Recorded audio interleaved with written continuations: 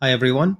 So this video all started when Rerun Tyson commented on one of my old videos when I do a quick 2 minutes firmware upgrade to my Ender 3. Obviously, I used one of the pre-compiled software from the Creality website. I do know that you can also compile your own software, but here in the comment, it mentioned that the thermal runaway term, and that which I did not know at the time. So Rerun Tyson here points out that this fast and quick way can be problematic depending on the firmware you're using. So at least double check that some of the safety features are enabled there. I did not know what thermal runaway term at the time, so thanks to Rerun Tyson for helping me learn more. And I did some research, so I want to share with you in this video. First, let's talk about what is thermal runaway is. So I found this article on all3dp.com and I think it explains it well, but I will summarize it here for you and I will leave a link in the description as always if you want to read it for yourself. But to put it simply is when the temperature of the nozzle and the hot bed does not stop from going up. So imagine that your hot end keeps going up in the temperature. Obviously, that could damage the printer, not to mention it can cause a fire and burn your entire house. So there are some safety features like thermistor on the printer that tells the motherboard to shut the printer off and the printer can shut itself down if that happened. So there are some safeguards and what Rear and Tyson mentions here is some of those pre-compiled firmware can have those features disabled. Obviously, that is something worth checking, and that's why I'm making this video.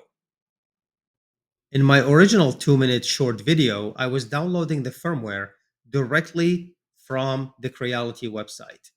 And there's nothing wrong with that. In fact, that's the easy route for most people, and it should work most of the time. If you trust the source and where you're downloading from, and you can check those features are enabled for you, then go for it. That's much easier than compiling your own software. But the purpose of this video to tell you that sometimes, and depending on the source, depending on the manufacturer, some of those firmware might not have those features enabled for you, and you might want to enable them for the purposes mentioned earlier. So I want to show you quickly the GitHub page and where you can get the source code from. Then I will show you those configuration settings that we're talking about in this video. This is the Marlin firmware website.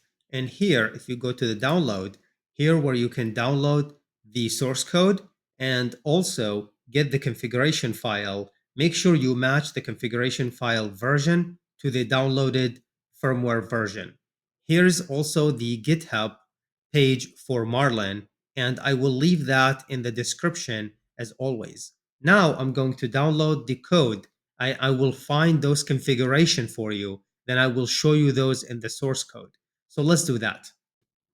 I downloaded the source code for the Marlin and I went here under the configuration folder, under the config folder, there is this configuration.h file. You can see here, I searched for thermal and I have these four configuration. These are the thermal runaway safety configuration we're talking about in this video. So I just wanted to point them out to you. It looks like all four are enabled on the default version for the Creality Ender 3 at least.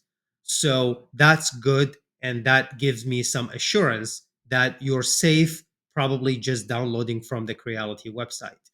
In the future, I might do a follow-up video where I show you how we can modify some of those settings or some of those configuration settings, compile our own firmware, then using that to update the printer. Are you interested in that? Let me know in the comment below. This is it for this video. I hope it was helpful. Thank you for watching. I'll see you in the next one.